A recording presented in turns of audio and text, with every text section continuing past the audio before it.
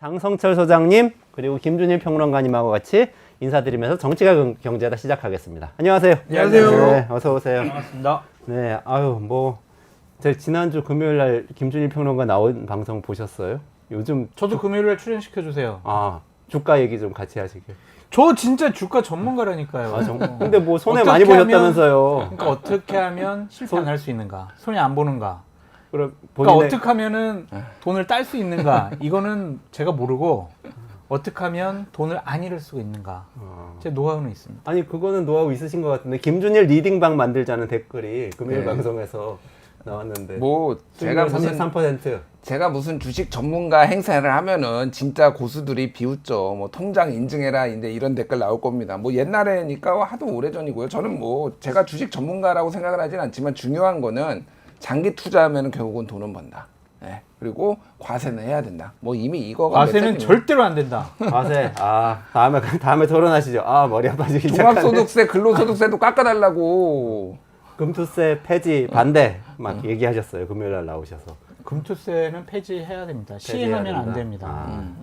그러니까 짧게 말씀드리면 자꾸 뭐 선진국, 세계 모든 나라 이거 다 금투세 하고 있는데 우리나라 글로벌 스탠다드 맞춰야 된다. 왜 안 하냐 이렇게 얘기를 하고 있는데 그것 자체가 새빨간 거짓말이에요. 금투세, 자본이득세가 있는 나라가 미국, 일본, 독일, 영국 요 나라들입니다. 대부분 나라들 없습니다. 딱 어쩐지 주식시장에서 돈 버신 분하고 안 버신 분이 이 입장이 반대로 극명하게 엇갈리는 것 같은데 한동훈 대표가 지금 이거 밀고 있잖아요. 네, 금투세 네. 폐지. 그러니까 요거 조금 있다가 네. 논의해 보시죠. 조금 있다가 먼저 얘기해야 될 이슈가 좀 있어서 요거는 이게 좀 우리 즐겁게 얘기하다가 좀 안타까운 일인데 국민권익위원회 이분이 김아무개 부패방지국장이라고 지금 언론 보도에 나왔어요. 이분이 극단적 선택을 하셨는데 김건희 여사 명품백 수수 사건 관련해서 송고를 하셨다고 해서 요거 좀 어떻게 해석해야 되는지 잠깐만 말씀 나누시고 또 다른 이슈 넘어가면 좋겠어요. 어떻게 보셨어요? 뭐, 말씀하시죠. 자기 하세요. 예. 아니, 그러니까 이거의 이 사망의 원인을 다른 데서 찾을 방법이 없어요. 그러니까 지금까지 나왔던 뭐 이분의 메시지나 이 권인기 국장님의 메시지라든지 그 주변 지인들한테 굉장히 힘들었다 이런 거 토론을 한 것도 있고 이분이 정말로 이 부패 방지에 대해서는 진심이었던 분이고 영국에서 유학까지 하면서 부패 방지에 대해서는 정말 최선을 다했던 분이고 본인이 권익위에 굉장히 직원이라는 것에 어떤 그러니까 자부심, 이제 프라이드를 가졌던 분이라고 합니다. 그런데 이번에 이제 이거를 자체 종결 처리하고 수사 의뢰를 하지 않고 이제 김건희 여사 명품백 수수 사건과 관련해 권익위에서 지금 위원들이 모여가지고 회의를 해서 밀어붙인 거잖아요. 사실상 반대 의견이 상당히 많았다라고 합니다. 그때도. 그럼에도 불구하고 이거를 자체 종결을 처리를 하면서 이렇게 된 것에 대해서 굉장히 큰 자괴감 그리고 괴로움 어떻게 권익위에서 이런 일이 일어날 수 있느냐 뭐 이런 것들에 대해서 좀 힘들어했다라는 얘기는 이미 많이 나왔습니다. 원칙적인 사람이었다는 걸 쉽게 얘기를 하면은 그러면은 저는 이제 두 가지를 얘기해야 될 것 같은데 이게 뭐 국회에서 어떻게 논의가 될지는 모르겠으나 일단은 권익위 내부에서 죄송합니다. 이거에 대해서 자성과 성찰이 있어야 돼요. 예. 그러니까 지금 이제 방통위원으로 가셨던 그 권익위 부위원장을 비롯해가지고 뭐 지금 유철한 위원장, 뭐 정승윤 부위원장 등등등 이분들이 일단 입장 표명을 좀 있어야 되지 않을까 그런 생각이 됩니다. 그리고 최소한 뭐 모르겠어요. 사퇴를 하실 분들은 아니니까 그분들이 하지만은 이거를 어떻게 이 문제에 대해서 바라보시는지 입장을 얘기를 해야 될 것 같고 여당에서는 이거에 대해서 좀 뭐 미온적이지만 야당에서는 최소한 이거를 뭐 국회에서 다루고 국정조사를 하든 아니면 다른 방식으로 조금 해야 되지 않을까 이런 생각이 듭니다. 왜냐하면은 이런 일이 또 있을 수 있어요, 지금. 예. 앞으로 없을 것 같습니까? 지금 이 정부가 완전히 공적 시스템 자체를 완전히 붕괴시켰잖아요. 모든 기관들이 다 엉망진창이 돼버렸잖아요.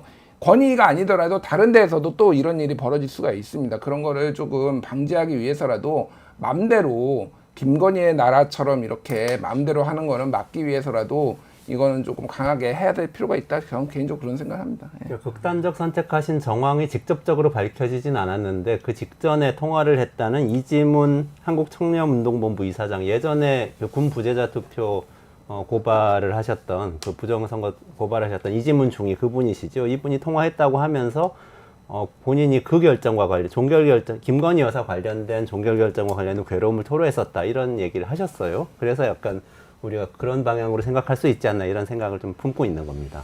김건희 여사 명품백과 관련된 문제가 아니었으면 과연 이런 일이 권익위에서 일어났을까? 권익위가 대한민국 국민 그리고 공직자들, 정부의 관계자들 그런 사람들의 부정부패를 막는 최일선에 있는 분들이잖아요. 그 역할은 하지 않고 김건희 여사를 보호하고 방어하는 데 열중한 그것 때문에 이러한 비극적인 일이 벌어지지 않았느냐라는 좀 생각이 듭니다. 권익위의 상층부에 계신 분들은 역사에 대한민국 시스템을 망가뜨린 정말 나쁜 사람들, 원흉이라고 좀 생각이 들고 그분들이 대한민국 권익위를 이렇게 망친데 큰 분노를 느낀다라고 먼저 말씀을 드립니다. 그래서 자꾸 이렇게 말도 안 되는 일이 벌어지는 것과 관련해서 보수파나 국민의힘은 결심을 해야 된다라고 말씀을 드려요. 윤석열 대통령은 보수파가 아닙니다. 그러니까 권력을 자의적으로 판단하고 결정하는 저는 대단히 공직을 맡기는 부적절한 사람들이다라고 말씀을 드리거든요. 윤석열 대통령 부부와 함께 가면은 다음번 지방선거 대선 국민의힘 보수파 이길 수가 없습니다. 그러니까 현명하게 잘 윤석열 대통령 부부와 좀 결별하고 거리두기 해서 보수 우파 자체를 리셋하고 대한민국 시스템이 더 이상 망가지지 않도록 정말 국민의힘과 보수파가 나서야 된다. 좀 그렇게 말씀드리고 싶어요. 지금 야당에서는 대통령 부부가 사과를 해야 한다. 그리고 상임위 차원에서 논의를 해야 한다. 국회에서 뭐 이런 얘기를 하고 있는데 그 부분들은 어떻게 보세요? 상임위 차원에서는 당연히 논의를 해야죠. 왜냐면은 국회가 이런 일을 하라고 국회가 있는 거예요. 그러니까 권익위에서 무슨 일이 벌어졌는지 정말 관련자들 불러가지고 증언도 듣고 자료 요구도 해가지고 대단히 부적절하고 잘못된 일들이 벌어졌는가를 확인해보고 그것이 이 담당 권익위 간부의 사망의 주요한 원인이었는지를 밝혀야죠. 그러라고 국회가 있는 겁니다. 근데 국민의힘에서 만약 이것을 그냥 대통령 부부를 또 보호하는데 국회의 권위와 국회의 의무를 이용을 한다면은 국민의힘도 저는 국민을 대표할 집단으로서 자격이 없다고 생각이 들어요. 그러니까 자꾸 이런 일들을 통해서 국민의 민심과 멀어지는 행동과 판단과 주장을 국민의힘 의원들은 해서는 절대로 안 된다라고 말씀드립니다. 근데 이게 또 아킬레스건일 수도 있는데 정권 차원에서는 그때 또 공교롭게도 정무위원장은 국민의힘이더라고요. 네. 그래서 또 정무위원회 안 열고 그냥 가는 거 아니냐 이런 전망도 있던데 어떻게 보세요?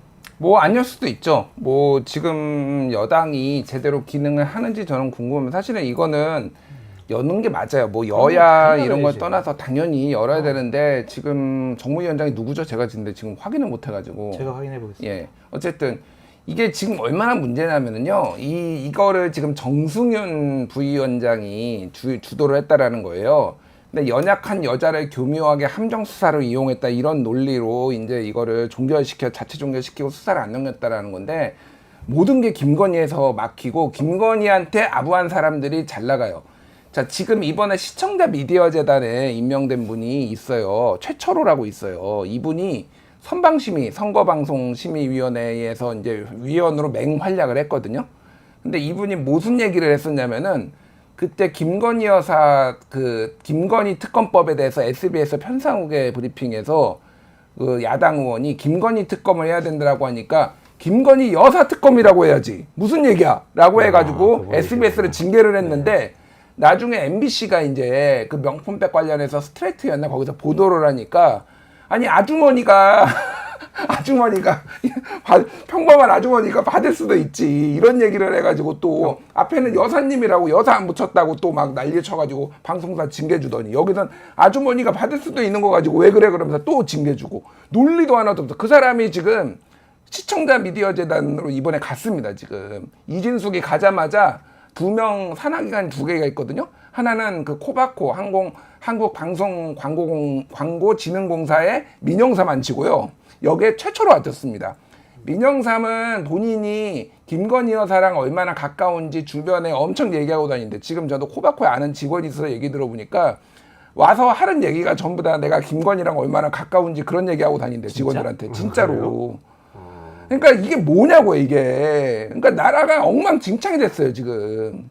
예. 가깝다고 이야기하는 게 본인한테 어떤 권위를 준다고 생각하고 그렇게 얘기하는 거고. 아니 그것 때문에 이제 그 자리 갔다라고 보면 되는 거죠. 그러니까 따따붙다 열심히 보셨나 보지 여사님이. 근데 뭘 알겠습니까? 그런 얘기를 본인이 입으로 하고 다닌다는데 부끄러운 줄도 모르고 그냥 다 그런 거죠. 모든 게 다 만사 건통이에요 지금. 모든 게 다 김건희를 통합니다. 이 나라가 김건희의 나라라는 게 제가 지금 과장해서 하는 얘기가 아니에요. 그 정무위원장은 윤핵관 중에 핵심 중 한 명인 윤한홍 의원. 아 윤한홍이야? 네. 그러면 뭐 고하겠네. 안 하겠네요. 네. 안 하겠는데. 네. 하여튼 창피하고 부끄러운 일들이 너무나 많이 벌어져가지고 당황스럽습니다. 근데 이게 정무위원장 차원에서 뭘 결정하고 안 하고는 당론으로 통제할 수는 없어요. 대표의 어떤 영향을 줄 수 있는 가능성은 없나요? 근데 윤핵관들하고 뭐 당대표인 한동훈 대표랑 별로 그렇게 썩 사이가 좋은 것 같지 않아요. 뭐 그렇게 한동훈 대표가 최고위원회에 결정을 하더라도 싫은데요. 그러면 뭐 어떻게 할 수 있는 게 없어. 그럼 정무위원장 잘라! 이렇게 할 수도 없잖아요. 그래가지고 아니 기계가 있으면 그렇게 해야죠. 이거 해야 되겠다 생각을 하면 당대표가 당론 정하고 그렇게 생각을 안 하니까 시키고 이 부분 관련해서는 안 하면- 어떠한 특별한 메시지가 나오는 것 같지는 않은데 한동훈 대표도 김건희 여사와 관련된 언급은 최대한 안 하려고 그러는 것 같아요. 오히려 보호하고 김건희 여사 특검은 반대입니다 라고 처음부터 얘기를 하고 들어가잖아요. 김건희 여사를 넘지 말아야 할 DMZ 선이라고 생각하는 것 같다. 그래서 저는 이 부분에 대해서도 그렇게 얘기 안 할 것 같아요. 본인들이. 근데 정말 부끄럽고 창피해요. 문재인 정권 때 이런 일이 벌어졌어 봐. 국민의힘 의원들 가만히 있겠냐고. 정권이 바뀌었다고 나라의 시스템을 이렇게 망가뜨리는 게 맞냐고요. 근데 보수파에 정말 뼛속까지 보수입하는 사람으로서 너무 화가 나고 부끄러워요. 진짜 미치겠어요. 그래도 상임위 열어서 좀 조사하고 이 문제는 좀 유족들도 있는데 어떻게든 그러니까 뭐 그 과정이 어떻게 됐다는 거 설명은 해야 될 거 아니에요. 그러니까 지금 바로 정무위원회가 열리지 않더라도 어쨌든 국정감사가 있잖아요. 이때 가장 큰 정무위원회의 핫 이슈 중에 하나가 될 것이다 라는 좀 생각이 듭니다. 알겠습니다.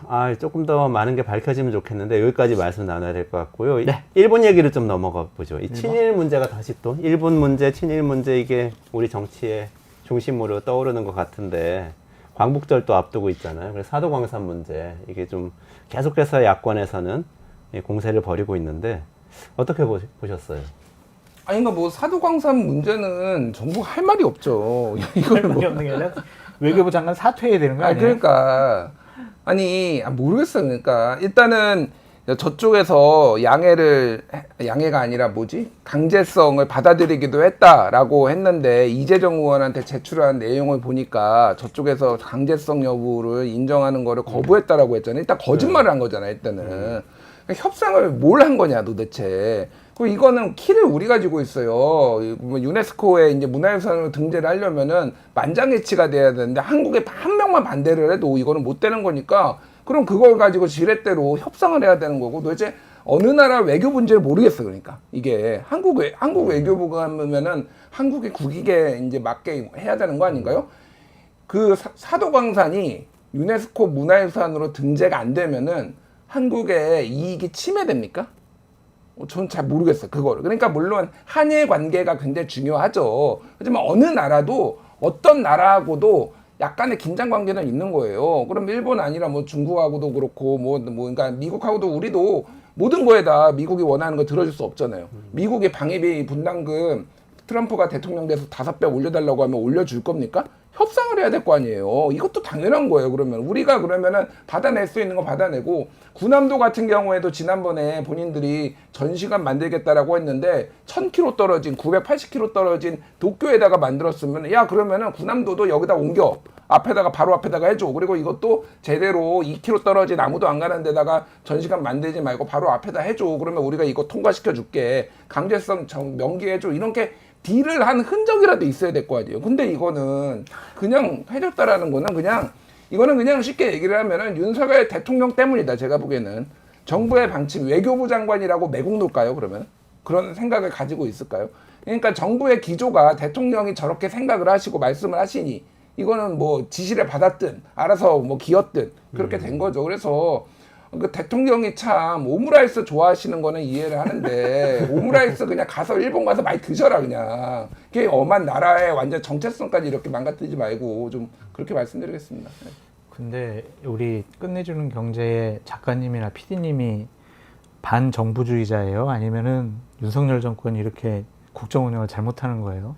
긍정적인 얘기를 할 게 하나도 없어가지고 이게 도대체 왜 아이템을 다 이렇게 선정하는 거예요? 장성철 소장님 말씀하신 기조대로 지금 계속 가는 것 같은데. 아, 그런 거예요? 한번 말씀해 주시면 거기 맞춰서 다음 게 결정되고 이러는 것 같은데.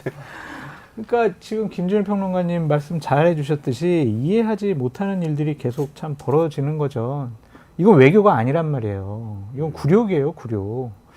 그러면은 저렇게 굴욕적인 외교 행태를 보였으면 우리가 일본으로부터 상징적으로, 가시적으로 국민 여러분 저희가 이거 이렇게 좀 용인해 주는 대신에 이거 얻어왔습니다라고 해야 될 거 아니에요. 없잖아요.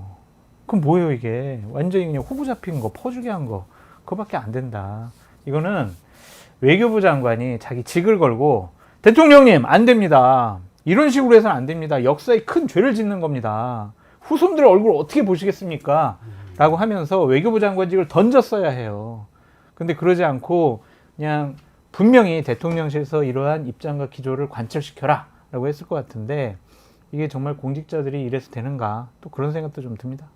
그 일본 이슈 앞에서 지금 우리나라가 쫙쫙 찢어지는 것 같은 느낌에 왜 그러냐면은 그 독립기념관 관장 임명 이슈도 있잖아요. 네. 굉장히 반발이 거세고 그런데 그 와중에 또 대한광복회가 있지 않습니까? 그 광복회 이종찬 회장은 원래는 이제 윤석열 대통령 지지하셨던 분이시고 여권 인사라고 할 수도 있는데 이분은 지금 광복절 공식 행사 참석 안 하겠다 그러면서 정부 내부에 일본 우익하고 내통하는 사람이 있는 거 아닌가 하는 위기감이 든다. 이런 이 강한 반발을 하시고 참석을 안 한다고 그랬어요. 그러니까 나라가 막 쪼개지는 거죠. 조국혁신당도 뭐 참석 안 한다고 그러고. 정말 광복절 같은 경우에는 여야, 이념, 진영을 떠나서 정말 대한민국의 다양한 분들이 모여서 대한독립 만세 부르는 날이잖아요. 그런데 이렇게 이 광복절 행사 자체도 이렇게 갈갈이 찢게 만든 윤석열 대통령은 정말 능력이 출중한 분이다. 좀 그런 생각이 들고 이 독립기념관장 같은 경우에는 오늘 조선일보에서 이 사람이 뉴라이트는 아닌 것 같고 뭐 그렇게 독립기념관장으로서 부적절한 인사는 아닌 것 같은데요 라고 해명을 쭉 써놨더라고요. 근데 그거 읽어봤는데 조선일보도 지난주 칼럼에서는 왜 이런 사람을 하냐라는 칼럼을 썼다가 오늘은 이게 뭐가 잘못이냐라는 기사를 쓴 거 보면 이 사람들도 상당히 좀 헷갈려하는 것 같다라고 생각이 드는데 조선일보 신문 기사에서 빼놓은 것들이 있어요. 그러니까 이 사람이 식민지 근대화 주장론자라는 거. 일본의 점령이 대한민국 근대화에 도움이 된 아주 큰 역사적인 사건이다. 그걸 주장했던 사람인데 그 얘기는 쏙 빼놓고 기사를 썼고 또 하나는 일제 식민지 감정기에 대한민국 국민의 국적은 뭐냐. 이 사람이 일본이라고 했거든요. 일본. 그렇게 얘기한 거는 빼놓고 기사를 썼더라고. 그러니까 이 사람이 독립기념관장으로서 그렇게 무리가 없는 인사예요 라는 명분을, 근거를 제출하기 위해서 조선일보에서 상당히 기사를 빼먹는 상당히 무리한 일을 했다라고 볼 수밖에 없네요. 아니, 그 이종찬 회장이 중요한 말씀하셨더라고요. 비슷한 얘기인데, 그러니까 이렇게 얘기했어요. 이종찬 회장은 윤석열 대통령을 내가 처음에 만나서 지지하기로 했을 때는 이분이 나한테 이렇게 얘기했다. 전전의 일본과 전후의 일본은 다른 나라고 전전에 했던 그 많은 범죄 행위는 다 비난받아야 되고 전후의 일본하고 미래를 보면서 같이 가야 된다. 이렇게 얘기했다고 하는데 이게 사도광산 등재도 그렇고 말씀하셨던 그 역사 해석에 대한 거 일제강점기가 불법 점거였냐 아니면은 진짜 우리나라를 합병했다 그냥 다시 돌려준 거냐 그러면 건국해서 48년 이후에 우리나라가 새로운 나라가 된 거냐 이거에 대한 해석을 놓고는 이게 지금 첨예하게 갈리는 것 같은 맞아요. 느낌이에요.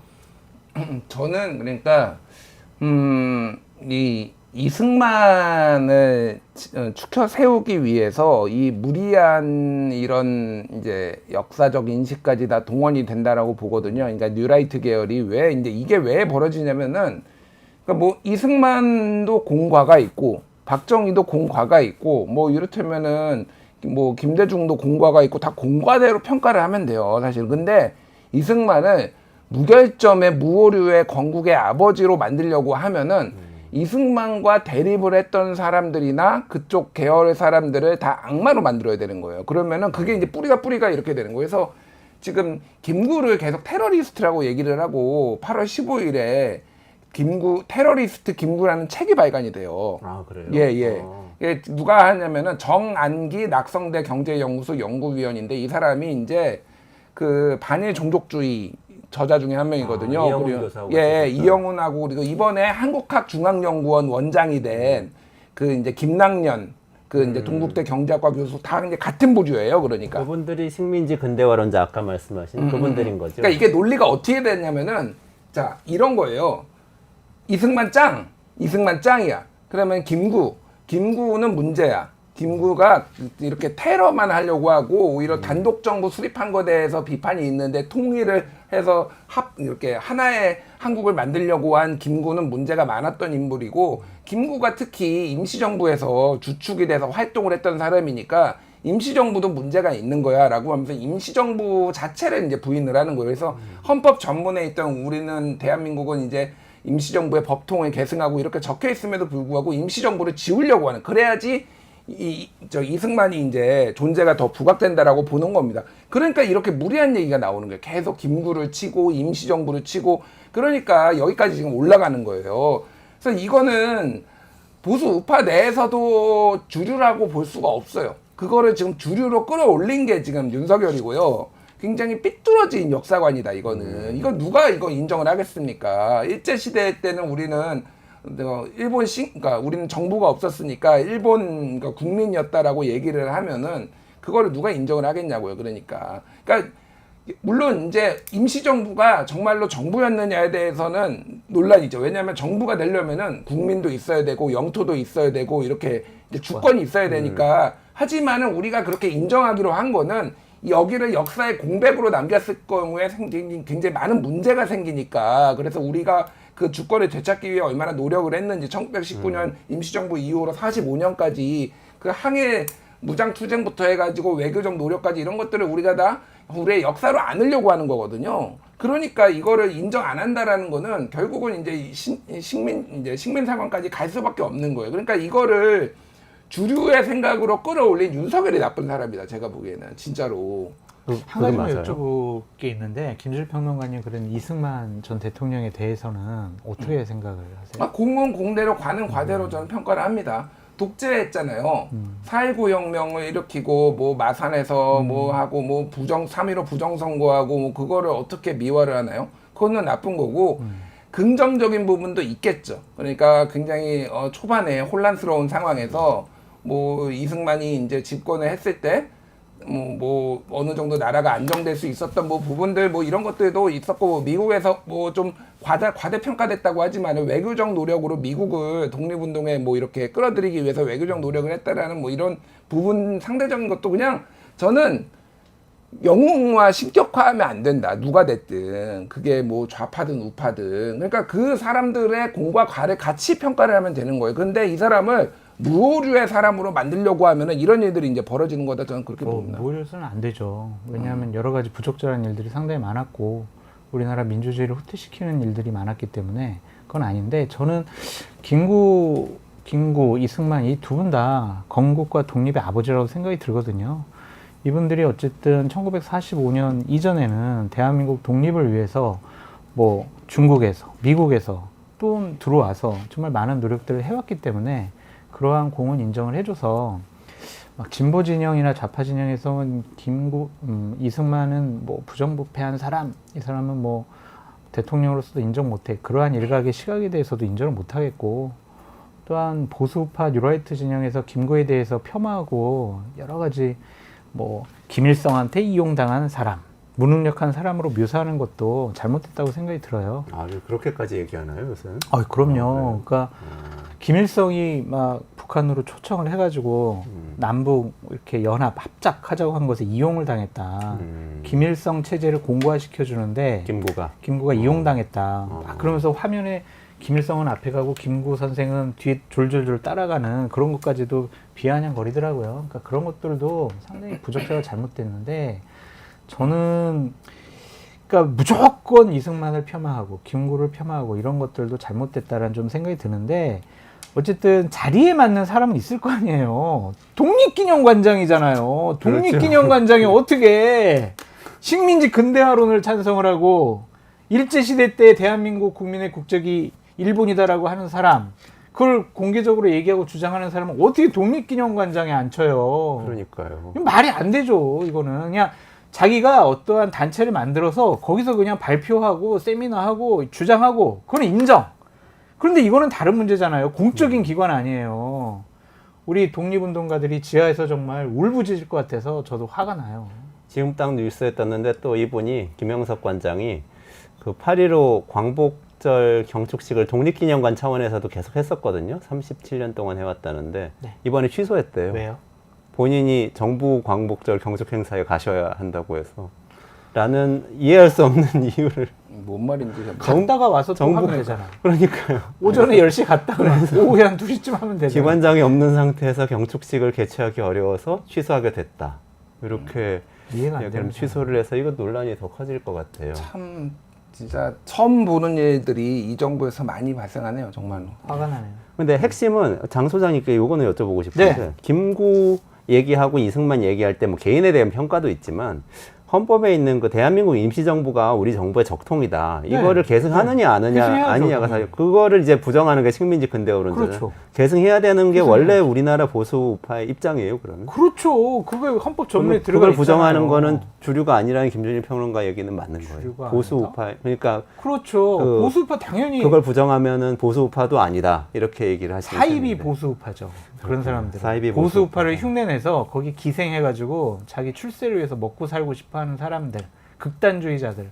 전 그렇게 생각이 들어요. 그럼 그런 분을 독립기념관장으로 임명한 셈이 저는 되는 윤석열 대통령께서 잘 모르고 임명했다고 생각이 들고 이렇게 여론이 나와서 잘 살펴보시고 취소하지 않으실까 그런 기대를 해봅니다.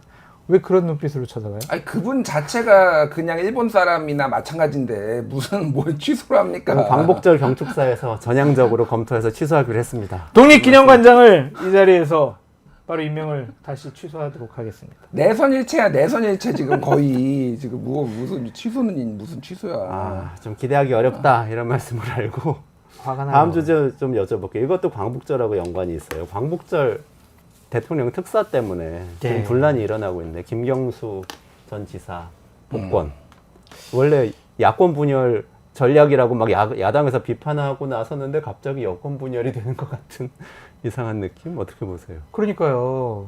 처음에 이제 김경수 지사 복권을 던졌을 때 윤석열 대통령 부부는 와 거봐라. 이렇게 정치권에 논란이 벌어지지 않냐. 야권 분열이다. 어? 이재명 일극 체제를 우리가 좀 완화, 방해, 따르게 바꿀 수 있다. 병렬시킬 수 있다. 그런 신의 한 수다. 그렇게 생각을 한 것 같은데 한동훈 당대표가 반대해요 라고 공개적으로 선언하는 순간 이거 여권 분열되게 생겼거든요. 지금 갈라졌어요. 지금 쫙. 당원 게시판 같은 경우에는 위두훈이에서 당원 게시판을 점거해가지고 지금 김경수를 지금 복권시키면 어떻게 하냐 지금 난리가 아니에요. 위드훈이가 오세훈 시장 한동훈 팬클럽. 아 한동훈 팬클럽 위두훈이. 아 위드훈이구나. 네. 거기서 지금 난리가 났고 당직자들도 지금 쫙 갈라졌어요. 지금. 그래서 큰일 났다라는 좀 생각이 들고 저는 음모를 제기하고 싶습니다. 어떤 이 김경수의 사면에 아주 뒤에는 양정철 전 원장이 있다고 생각이 듭니다. 고발당해, 김경수 복권에? 고소당해. 좀 저희 그런 것 추측입니다. 그런 것 좀 하지 왜요? 마요. 왜, 아니, 이거 가지고 왜 양정철 고발하냐? 원장하고 무슨 윤석열 양정철이 대통령하고 고발해. 왜? 어떻게 영향을 끼쳐요? 왜 고발하지? 아니 음모를 제기하는 거잖아요 지금. 소설, 음모, 상상. 그런 게 명예훼손이라고. 윤석열 대통령한테 내선 일체문자라고 한 게 더 무슨 문제지. 근거로 그렇게 말씀하세요? 무슨 아니 근거로? 저희 여러 가지 정보와 네. 저희 종합적인 판단, 흐름이죠. 그러니까 그냥 막 지금 진실 공방이 되고 있는데 무슨 이재명이 아니면 민주당이 김경수 복권을 요청했네 안 했네 막 이거 가지고 논란을 벌이고 있잖아요. 지난번 영수회담 때 얘기했네 안 했네 이거 가지고 얘기가 나오고 있고 그 영수회담을 좀 뒤에서 뒷받침해주고 양정철, 뭐 박영선, 뭐 비서실장, 국무총리 이것도 양정철 머리에서 나온 것이 아니냐 좀 그런 생각이 들거든요. 그래서 저는 김경수 지사랑 양정철 수석이 원장이 상당히 좀 가깝다고 하더라고요. 그래서 좀 야권을 분열시키기 위해서 양정철 원장이 어떤 좀 작업을 한 것이 아니냐 좀 그런 생각이 들더라고요. 저희 내피셜 여권을 분열시키기 위해서요? 야권을 분열시키기 위해. 지금 양정철 원장은 김건희 여사나 윤석열 대통령하고 상당히 좀 친밀하게 긴밀하게 여러 가지를 얘기를 나누고 있다고 하더라고요. 그런 것을 보면 이거를 우리가 던지면은 한동훈이 반대할 거니까 여권 분열해서 우리가 한동훈을 혼내줄 수 있어요. 이거보다는 지금 민주당의 일극 체제를 조금이라도 좀 바꿀 수가 있습니다. 한번 돌을 던져보시죠. 그런 정무적인 판단을 하지 않았을까 그런 생각이 들더라고요. 이게 지금 지난번에 우리 말씀 나눌 때는 최상병 특검 때문에 한동훈 대표하고 윤석열 대통령하고 갈라서는 거 아니냐. 시기는 뭐 언제인지 몰라도 그런 얘기 했는데 지금 이 김경수 복권 문제가 좀 일찍 터졌네요. 이게 불씨가 될 가능성은 그러니까 없어요. 여당 따로 야당 따로 짧게 말씀드릴게요. 이게 여당부터 말씀드리면은 이건 생각지를 못했죠. 사실은 당대표가 공개적으로 사실 공개 본인이 한 건 아니고 비공개로 이제 주변을 통해서 얘기를 이제 알린 건데 그래서 지금의 한동훈의 입장도 이거를 우려를 전달한 거지 공개적으로 반대한 건 아니다라는 스탠스거든요. 그러니까 뭐 대통령의 사면권은 사면권은 대통령의 고유 권한이고 그거를 내가 어찌할 수는 없지만은 당 안팎의 우려에 대해서는 전달하는 것이 당대표의 어떤 책무다라는 입장이에요. 이게 그러니까 학습 효과가 있는 것 같아요. 하나는 예전에 기억하실지 모르겠는데 2021년 초에 이낙연 그러니까 전 대표였죠. 당 대표를 지냈고 이제 상임선대위원장을 했던 이낙연이 이명박 박근혜 사면하자 대통합으로 가자라고 했는데 그때 꼬꾸라졌어요. 지지율이 엄청나게 지지자들의 민주당 지지자들의 반대에 부딪히고 사면은 무슨 사면이고 대통합 뭔 소리야라고 하면서 엄청나게 이제 했단 말이에요. 결국은 지금 사면이나 화합은 본인이 권력을 잡았을 때나 가능한 거지. 지금은 세게 나가는 게 맞다라는 게 역사적으로 교훈을 보여주는 거죠. 그러니까 어설프게 그래서 근데 그냥 가만히 있으면 되는 거 아니야라는 거 그러면은 굳이 이낙연처럼 두드러 맞지는 않을 거잖아라는 것도 의견이 있잖아요. 여기에서 본인은 더 강하게 지지층의 어떤 지지를 이끌어내야 되겠다라는 생각인 것 같아요. 보수층에서는 어쨌든 김경수 굉장히 반대하거든요. 뭐 당연한 거죠. 보수층 입장에서는 아니 드루킹으로 그 댓글 조작한 사람 어떻게 이걸 해줄 수가 있냐라고 하니 그러니까 이거는 차별화로 보는 게 맞는 거예요. 그러니까 차별화를 왜 이런 데까지 하려고 그래? 라고 해서 용산에서 불쾌해하는 것이고 얘 이거 안 되겠네 얘 약간 이런 거고 다만 저는 뭐 다른 것들 봐서 의견도 못 내나 그 생각을 해요. 뭐 찬성을 반대를 떠나서 한동훈이 의견 내면 안 되지 이거. 아니 나는 낼 수 있다고 봐. 안 돼. 절대로 안 된다. 왜? 몰라. 아니 그러니까 뭐 그거는 장 소장은 안 된다고 하시고 저는 의견도 못 내나 이 생각. 무조건 당정일치를 모든 사안에 있어서 이렇게 강조를 하고 강요를 해야 되나 그 생각을 들어요. 저는 뭐 정치적 입지에 따라서는 의견도 낼 수 있다라고 보고 그거를 또 용산에서 저렇게 불쾌하는 것도 좀 꼴불견이다 이 생각이 하나가 들고 야당 같은 경우에는 김경수 사면론이 어제 오늘 나온 얘기가 아니잖아요. 나온 지 한참 됐잖아요. 사실 지난번에도 제가 한번 사면됐고 복권이죠.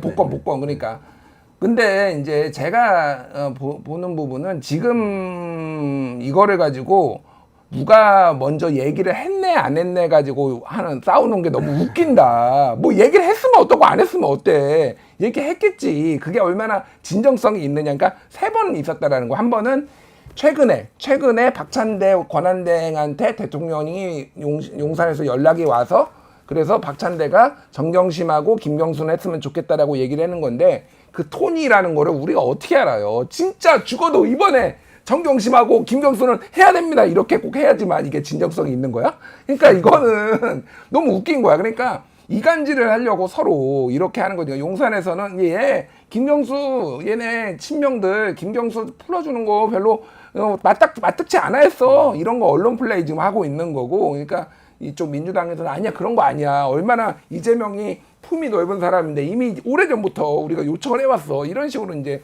언론 플레이를 하는 거, 그거 안 중요하다, 솔직히. 뭐 풀어주라고 했든 말하라고 했든 그게 뭔 상관이야, 그게. 그래서 쓸데없는 걸로 싸우고 있는 건데, 다만 한동훈 위원장한테, 그러니까 대표한테 제가 하고 싶은 거는 김경수 반대할 수 있어요.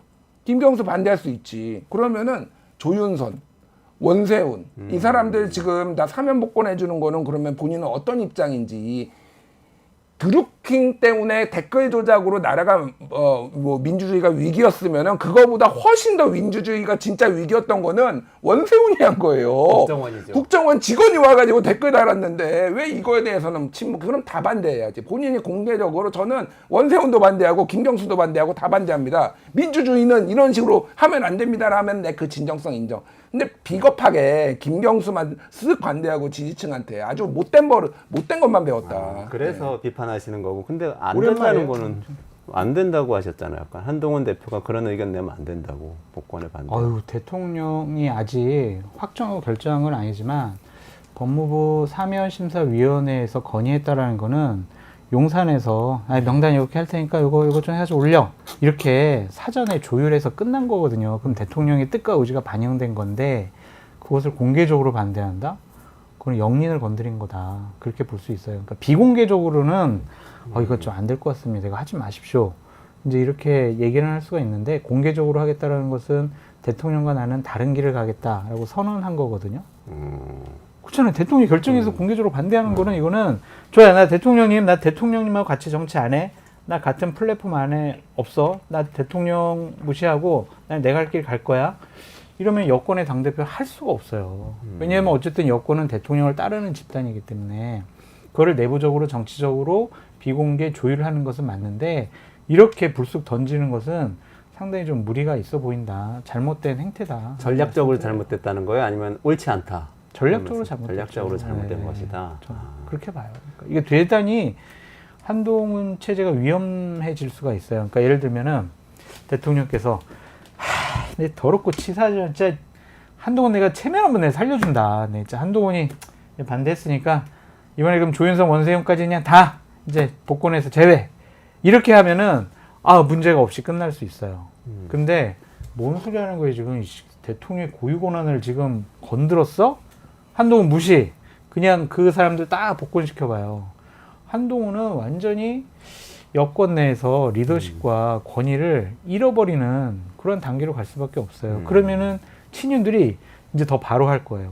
이제 인간말종 장해찬 같은 인간 또 이제 페북에다가 써가지고 한동훈 너 어쩌고 저쩌고 할 거고, 윤핵관들 나타나가지고 이제 막 흔들어대기 할 거란 말이에요. 당대표 된 지 한 달도 안 됐는데 그렇게 권위랑 리더십이 흔들리는 것은 상당히 위험해 보인다. 저는 그래서 요즘에 한동훈이 너무나 조급하고 성급해 보인다, 뭐에 쫓기는 것 같은 그런 느낌이 들어요.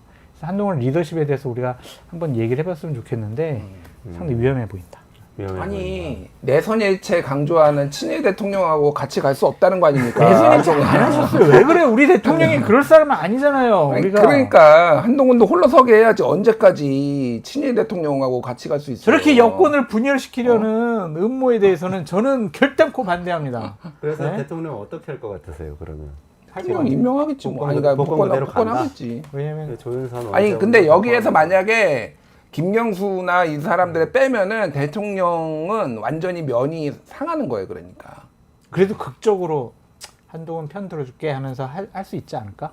그러면은 또 야권이 반발하겠지. 장난 아니야 지금? 우리에서 우중까지 물어보고 여기까지 왔는데 갑자기 지금 장난해? 이렇게 야권이 또 반발할 거고. 근데 말씀하신 대로 장 소장님 말씀대로라면 여기서 딱 복권 그대로 해버리면 한동훈 대표가 리더십 확 흔들리면 차기 대선 주자로서 위상도 확 흔들리잖아요. 그러면 이걸 한번 밀어주겠다고 생각하면 결정을 바꿀 수 있죠. 근데 한동훈 쪽에서는 뭐 대통령께서 복권 그대로 시행을 하셔도 나는 당원과 국민 편에 섰기 때문에 내가 잃는 것은 별로 없다, 손해날 일은 아니다, 그렇게 좀 판단을 한다고 하더라고요. 근데 저런 결정 과정도 보면은 얘기 들어보니까 주위의 참모들하고 이제 상의를 한 것이 아니고 본인이 불쑥 던지고 다른 사람들은 황당해가지고 이거 뭐지? 하여튼 6시간 동안 한동훈 쪽에 있는 분들이 대혼란을 겪었다는 거예요. 그래가지고 그런 스타일이시구나. 서로 황당했다라는 거죠. 막 서로 수습하고 말 다시 뒤집고 저 그냥 찬성한다는 것은 원론적인 얘기했고요. 안 하는 게 맞죠? 막 이렇게 논리를 바꿔 나가는데 상당히 어려움을 많이 겪고 계시더라고요. 그러니까 이게 그런 리더십도 좀 문제가 있는 것 같아요. 오늘 리더십 스타일 어디서 많이 본 것 같은 스타일인데. 어디서 문재인 대통령. 아니 예전에 안철수 대표도 그런 비판 많이 받았어요. 큰일 났어요. 댓글 많이 주셨네요. 박상현님, 김준일 여전히 잘생겼다? 언제 잘생기셨길래 여전히라는. 계속이죠. 저는 지금이 제 전성기입니다. 강지현님, 장 소장님 힘내세요. 늘 감사합니다. 감사합니다. 이분은 잘생겼다고 하고 이분은 감사하다고 하시는데 의미는 뭐 모르겠습니다. 그림님, 뽀기맨님, 야인 오마님 감사합니다. 네. 주제 하나만 더 좀 더 짚어볼게요. 그 한동훈 대표 말씀하셔서 네. 한동훈 리더십이 어떻게 될 건가에 대해서 제가 두 가지 장면 인상 깊은 게 있었는데 하나는 네. 영수회담을 지금 이재명 대표가 계속 대통령한테 하자고 그러는데 대통령실에서는 두 대표가 먼저 만나라 여야 대표가 그랬는데 한동훈 대표는 자기 빼고 둘이 만나도 좋다 이렇게 얘기를 하는 한 장면이 있었고 또 하나는 최상병 특검 뭐 어떻게 해야 되는 거 아니냐고 하면서 야권에서 막 압박하잖아요. 먼저 발의하고. 그러니까 나는 민생하겠다. 그러면 전기료 할인, 아까 말씀하신 금투세 폐지 이걸 들고 나왔어요. 이 두 가지 가지고 한동훈 대표 리더십 어떤가 한번 좀 말씀해 주시면 좋겠습니다. 아니 회담 문제와 관련해서는 이렇게 열린 마음을 갖고 있는 것은 좋습니다. 둘이 만나든 셋이 만나든 뭐 따로 만나든 이렇게 열린 마음.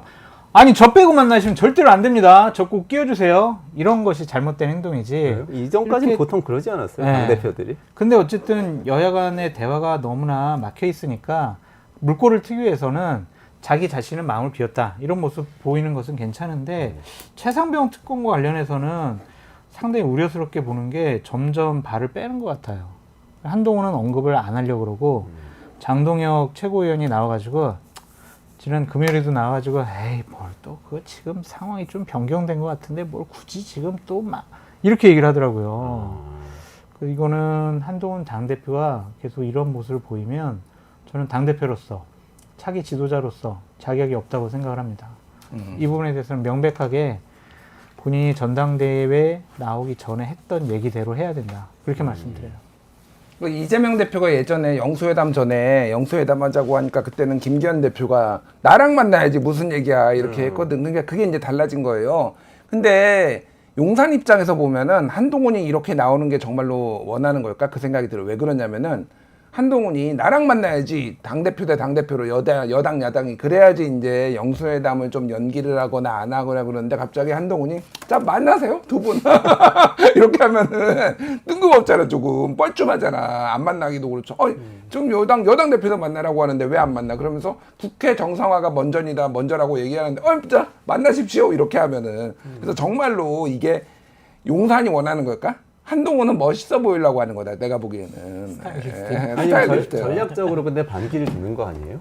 두 뭐 가지 다 반기까지는 그렇잖아요. 아닌데 반기라고 하기에는 애매하죠. 근데 어쨌든 존중한다는 척하지만은 용산에 살짝 곤란하게 오히려 여 밑에서 뭐 당에서 막 난리를 치고 막 이래야 되는데 오히려 뒷짐지고 딱 빠지니까 용산이 약간 당황하는 약간 이런 거 같아요. 그리고 최상병 특검은 약속을 지키지 않은 지도자 이미지가 확실히 꼬리를 좀 꼬리표로 남을 것 같습니다. 뭐 아직 이제 시간이 남아 있으니까 봐야 되지만은 결국은 지금 천하람이 지금 들어와서 개혁신당에서 먼저 발의를 할 것 같아요. 거기에서 이제 어떻게 좀 할 거냐 그게 관건이 될 것 같습니다. 네.